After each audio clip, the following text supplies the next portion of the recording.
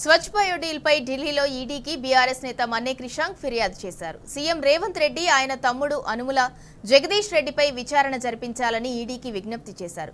స్వచ్ఛ bio deal ను సమర్థిస్తూ IT మంత్రి కూడా మాట్లాడడాన్ని వ్యతిరేకిస్తూ ఆధారాలతో సహా ఈడీకి కంప్లైంట్ చేశారు.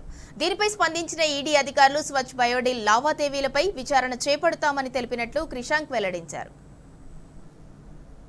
ఢిల్లీ కేంద్ర కార్యాలయం ఎన్ఫోర్స్మెంట్ డైరెక్టరేట్ లో ఈరోజు స్వచ్ఛ బయో డీల్ పై మరి అనుముల రేవంత్ రెడ్డి గారు ముఖ్యమంత్రిగా వారి తమ్ముడు అనుముల జగదీష్ రెడ్డి గారితో అమెరికాలో ఇటీవలే పర్యటనలో భాగంగా స్వచ్ఛ బయో డీల్ ఏదైతే కుదుర్చుకున్నారో దానిపై పూర్తిగా సమగ్ర విచారణ చేపట్టాలని ఎన్ఫోర్స్మెంట్ డైరెక్టరేట్ కు అన్ని ఆధారాలతోని కంప్లైంట్లు ఇవ్వడం జరిగింది. అవన్నీ కూడా సంబంధించిన ఈ డాక్యుమెంట్స్ వారి ఆ డైరెక్టరేట్ కి సంబంధించిన ఏదైతే మొత్తం డైరెక్టర్ గా ఉన్న యనుమల జగదీష్ రెడ్డి గారు డైరెక్టర్ గా ఉన్నారని ఇవన్నీ కూడా డాక్యుమెంట్స్ ఈడీ వాళ్ళకి ఇవ్వడం జరిగింది.